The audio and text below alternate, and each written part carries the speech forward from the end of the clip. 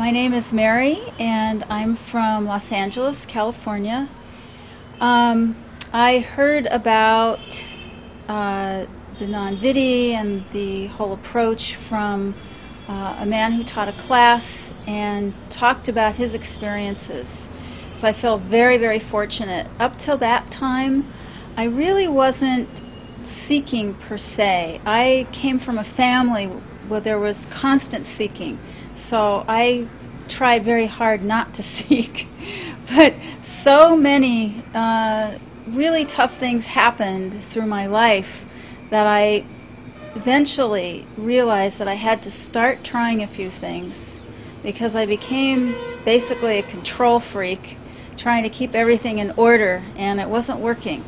So I tried a few things. I, dipped my little toe in the water of a few things, Tibetan Buddhism and a few other spiritual practices, but always with skepticism, because I always had great fears of being sucked in by something that, I would lose control, simply because of my family background. And I always looked very hard for something to blame on all the hardship, something to blame all the hardship for. So after a while, I just figured that I would patchwork quilt my own thing together, a little here, a little there, but nothing really ever stuck, and I continued to control like crazy. So once I heard about the non-vidi, I decided to come, first of all, because it was I only had to travel about an hour and a half from my house or less, and I talked to an incredible Mahatma who was in charge of it, and I kept asking questions like, well, how much does it cost? Oh, nothing, just bring yourself. And, well, what about food? Should I bring something? Oh, no, just come. And I thought, this is unbelievable. I have to look into this. And so I took the non-vidi, not a year ago now, probably 3/4 of a year. And when I went, I was so exhausted. I've had a pretty terrific 8 years of very serious business problems and failures and financial difficulties, among many other things. So I wasn't totally present because I was too tired, basically. But I knew that there was something really amazing, although I still felt resistance. I have to say, I definitely still felt resistance. There's always that part of me saying, be careful. There's a lot of odd things here that you don't understand. Be careful. So, but I went with it anyway. I just decided, well, if I'm resisting, but I'll keep doing it anyway. So I had the non-vidi, and I did notice that I felt lighter, even though I kept telling myself there couldn't have been anything. I knew that something inside had changed a little bit. There was something lighter about me. And looking back now, I also know that for the first few weeks after the non-vidi, I wasn't as intense, and I wasn't as burdened or even quite as controlling, trying to make a living and, managing all these difficulties. And I noticed that my husband was saying that, whatever you did, you need to keep doing it because something's different.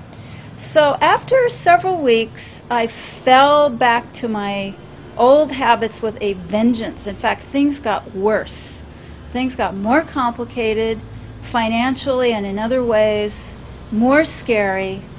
Really, I felt more and more terrified, and not coincidentally, I'm sure, I had stopped reading the Charn Vidi, and not completely, but I got lazy. I wasn't really committed as I was in the beginning, because I didn't have that high anymore, and life was overwhelming me again. So I felt like I had to go back to my 16, 17, 18-hour work days, where I was failing anyway. So what happened then was, because everything got worse and more terrifying, I decided to open the Charn Vidi again. So out of desperation, it felt like a lifeline that if I kept doing that, I wouldn't drown in all the scary maneuvers and manipulations I was trying to pull off to keep things going in our household. So I started the Charan Vidhi again, and I noticed that I didn't mind. That was the other weird thing. You know, always with meditation, it was like, or yoga, it was like, okay, I have to do yoga now, or I have to do this. I'd force myself. And I noticed with the Charan Vidhi, I didn't mind, and the more I did it, the more I enjoyed doing it. And then my husband started asking me questions, and I thought, wow, this is really weird. I mean, he's even more resistant to everything than I am, having grown up as a fundamentalist, Baptist Christian, very terrified by that. He started asking me questions, which was really unbelievable to me.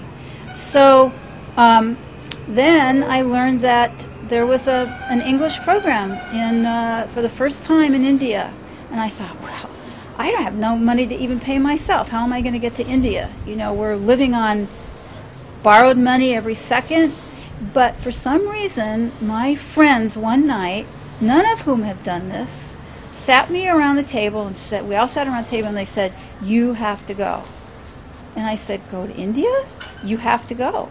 And I said, okay. Well, I guess I'll figure it out. So, you know, it's like, okay, pull out a credit card, go to India, and I kept thinking, you are nuts. What are you doing? You know, I'm exhausted. I was in pain. I had just fallen down a couple steps and torn ligaments in my foot. I'm going to India? But somehow, my passport was ready to expire. I had to get a visa. I had to do all of this in like 3 or 4 weeks. Somehow it all worked out. And here I am again. And now I see why all of these things happened the way they did. All of the scary things that have been happening, all of it, I believe now, was to get me here, to do this because I've been so scared. And not to do it because I was scared, but that was the vehicle to get me here. And now that I'm here, it's hard to express the feeling of acceptance, complete acceptance, that you have being around all of these Mahatmas. It's very, very beautiful. It's very peaceful, and it's been a chance for me to listen to what's going on in my head and to learn to talk to myself as to my relative self from my pure soul for the first time, because I'm much too busy most of the time to stop my brain, my intellect. So I'm having an experience now leading up to my second non-vidhi that I feel is very profound, not in a thunderbolt kind of a way. It's really subtle.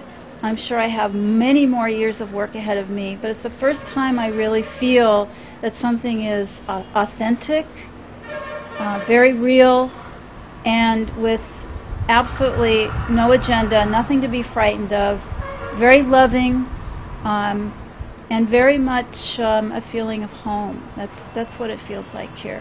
So I'm learning now little baby steps to feel my pure soul, little more every day. It's not there as strongly as maybe for other people, but for me, it's quite profound. So thank you.